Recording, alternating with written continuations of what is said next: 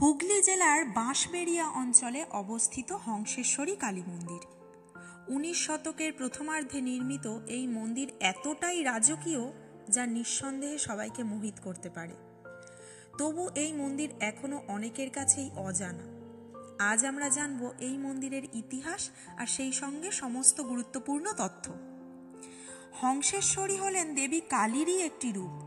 বাঁশবেড়িয়া এখন হয়তো এই নামটা অনেকের কাছে নতুন লাগছে, তবে একটা সময় এই বাঁশবেড়িয়া মুঘলদের দুর্গনগর হিসেবে বেশ প্রসিদ্ধ জনপদ হিসেবে বিখ্যাত ছিল।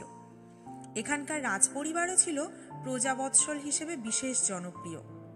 এই দত্তরায় রাজপরিবার মুঘলদের প্রতি ছিল বিশেষ অনুগত, আর তার ফলস্বরূপ এই পরিবার আকবরের কাছ থেকে দত্ত এবং জাহাঙ্গীরের কাছ থেকে মজুমদার উপাধি লাভ করেন।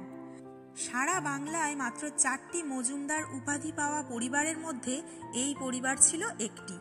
তবে এই দত্তরায় পরিবারের আদি নিবাস ছিল বর্ধমানের পাটুলিতে। পরবর্তীকালে এই পরিবার জমিদার রামেশ্বর রায় পিতৃপুরুষের ভিটে মাটি ছেড়ে চলে আসেন বংশবাটিতে। 360টি পরিবার নিয়ে তিনি এখানে গড়ে তোলেন বসতি।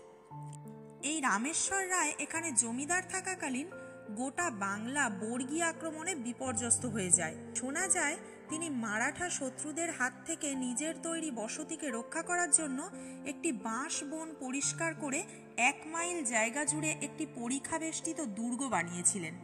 সেই থেকেই এই অঞ্চলের নাম হয় বাঁশবেড়িয়া। রামেশ্বরের পুত্র রঘুদেব, রঘুদেবের পুত্র গোবিন্দদেব, গোবিন্দদেব এবং তার স্ত্রী হংসেশ্বরী দেবীর পুত্র নৃসিংহদেব এই হংসেশ্বরী মন্দির নির্মাণ করেন নিজের মায়ের নামে। 1799 খ্রিস্টাব্দে তিনি কাশী থেকে ফিরে আসেন।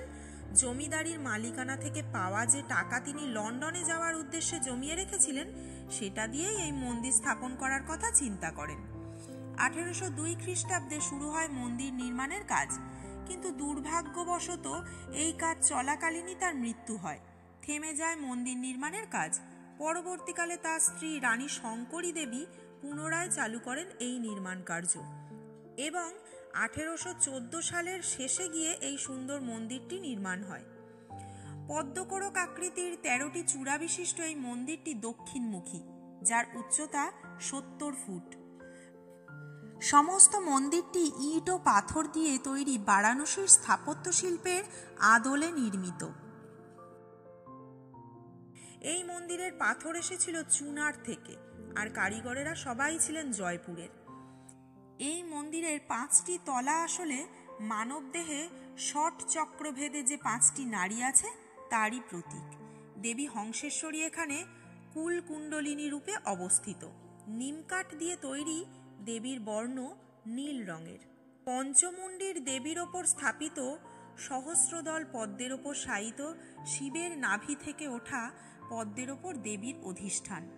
মন্দিরটির বিভিন্ন কক্ষে প্রতিষ্ঠিত আছে শিবলিঙ্গ, তবে এই মন্দিরের উপরতলে ওঠা সম্পূর্ণ নিষিদ্ধ। তিনি বছরে 364 দিন শান্ত দক্ষিণা কালী রূপে পূজিত হলেও তার প্রধান বাৎসরিক পুজো কিন্তু হয় কার্তিক অমাবস্যার দীপান্বিতা তিথিতে। তখন তার রূপ থাকে এলোকেশী। এই দিন পুজো হয় তান্ত্রিক মতে। সেই দিন সন্ধ্যা আরতির পর দেবীকে পরানো হয় সোনার জিভ এবং রূপোর মুখোশ। গায়ের বস্ত্র খুলে দেওয়া হয় ফুল ও অলঙ্কার সজ্জিত রাজবেশ। প্রতি 12 বছর বা 1 যুগ অন্তর করা হয় দেবীর অঙ্গরাগ। 1820 সাল নাগাদ একবার দেবীর অলঙ্কারও চুরি গেছিল এই মন্দির থেকে। মন্দিরটি এখন আর্কিওলজিক্যাল সার্ভে অফ ইন্ডিয়ার তত্ত্বাবধানে থাকলেও দেবীর মূর্তি, অলঙ্কার ও মন্দিরের সমস্ত রকম রক্ষণাবেক্ষণ ও পুজো পাঠের দায়িত্ব কিন্তু এখনো মন্দিরের চারপাশে রাজবাড়ির সদস্যের হাতেই রয়েছে। এই মন্দির খোলা থাকে সকাল 6টা থেকে দুপুর 12:30 অবধি এবং বিকেল 4:30 থেকে 6:30 অবধি। নিত্য পুজো ছাড়াও বিভিন্ন অনুষ্ঠানে পুজো হয়ে থাকে বিশেষভাবে। অন্নভোগ প্রসাদের জন্য কুপন সংগ্রহ করতে হয় সকাল 10টার মধ্যে। প্রসাদ বিতরণ শুরু হয় 12:45 থেকে। তাহলে আর দেরি কেন, চলে এসো তোমরা, দর্শন করে যাও এই ঐতিহাসিক মন্দিরটিকে।